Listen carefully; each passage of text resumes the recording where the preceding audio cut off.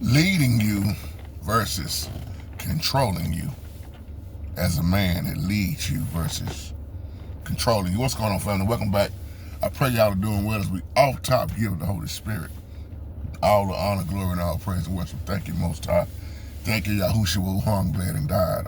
Listen, this is kind of like a part two off of the live chat we did about why the women that do it want to become female bishops.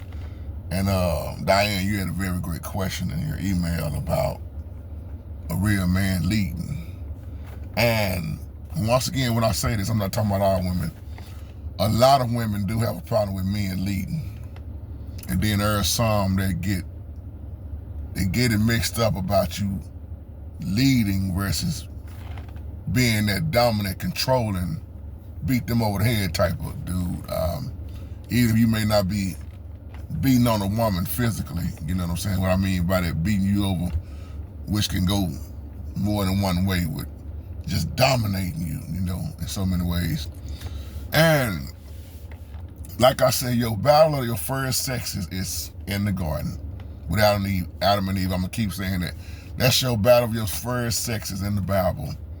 And that's why I always go back to the scriptures, especially when he told you as women your desire would be for your husband to rule over you.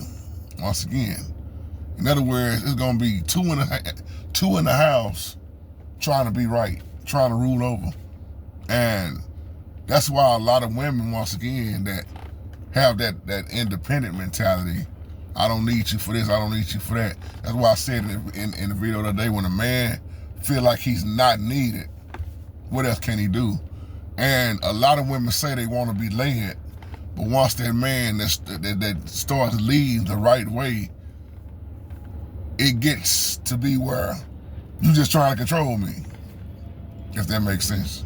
I'm not saying all women do that, but some women get it mixed up. They get the leading mixed up with that controlling, because especially if you're a woman that's been doing everything on your own for so long, and here it is, now you got this man on the scene, and you trying to make it work, but he gonna lay down his way. But then that's gonna come the issue. Well, I ain't been doing it like this. Well, this is the way I am. Well, I'm not like this. Well, I am. So it becomes a huge problem. Excuse me.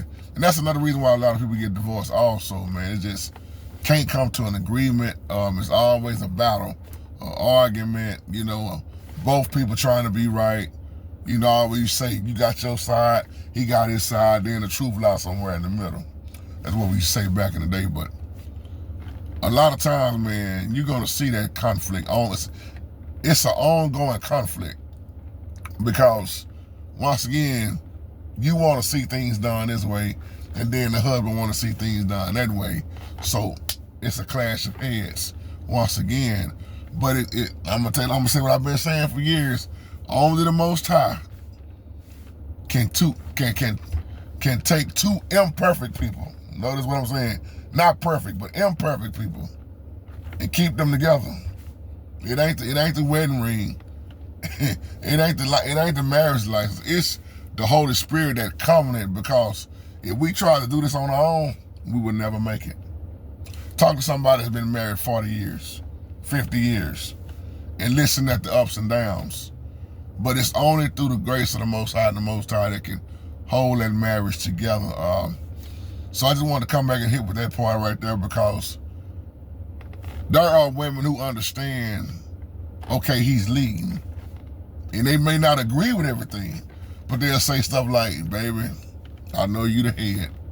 See, that's the problem right there. A lot of women say they want the man to lead, but they don't want that man to be the head. But when you look at the Bible, your husband is your head covering. Ain't no way around it. Your husband is your head covering, as Christ is the head of us.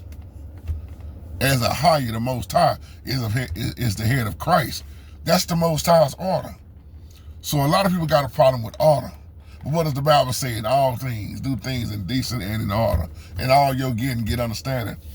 It's hard to get understanding with somebody who don't want you to lead, but they want you to lead. If that makes sense. And I remember an old relationship I was in years ago. That's another reason I had to get up out that relationship, because let me tell you something, as a man, we have to be the men that the Most High has us to be. And some women, they just don't get that. I'm not saying all women, once again. Some women just don't get that, because we've been taught to lead a certain way, provide, teach. This is why the Bible say, fathers, raise your children. Somebody catch that later. The mother nurtures the child. But when there's no man around, the husband gone or whatever the situation may be, then that woman have no choice. That mother have no choice but to be trying to do things the way she know how on her own, which makes it an unbalanced child or unbalanced children who's only seeing the female gene, the female side. See, the Most High never intended, let me say this right, the Most High never wanted women raising children by themselves. The Most High designed the covenant. It never supposed to be what you see all this single women now raising children, or even a daddy raising children on his own. The Most High always showed us the balance. That's the whole part of the covenant. And it's also his commandment, be fruitful and multiply. But he didn't say be fruitful and multiply with any and everybody. That's why the Bible say the man that finds himself a wife find a good thing. The Most High shows favor on that. But then the Bible also shows you singleness is a blessing. And the Bible also shows you everybody wasn't cut out for marriage. So it's a lot of people that wasn't cut out for marriage trying to be married. Then there's a lot of people that get married for all the wrong reasons. And then you got those that can really just hang on in there and keep pushing to death do us part. And I'm going to say this again, what I've been saying in all my other videos. So many people focus on the wedding ring, the engagement ring, but don't want to talk about the suffering that comes with your marriage. A true marriage that's moving forward is a marriage that suffers. A lot of people don't like when I say that. A suffering marriage under the Most High, because that'll make you pray more together. Worship more together. You're going to be in tune more than anything, because you know you got a devil that's trying to block your covenant and block your blessings. So you gotta really be prayed up, man, and you gotta listen at each other instead of talking at each other. So with that being said, man, I love y'all, and y'all have a wonderful, wonderful, blessed day. Shalom.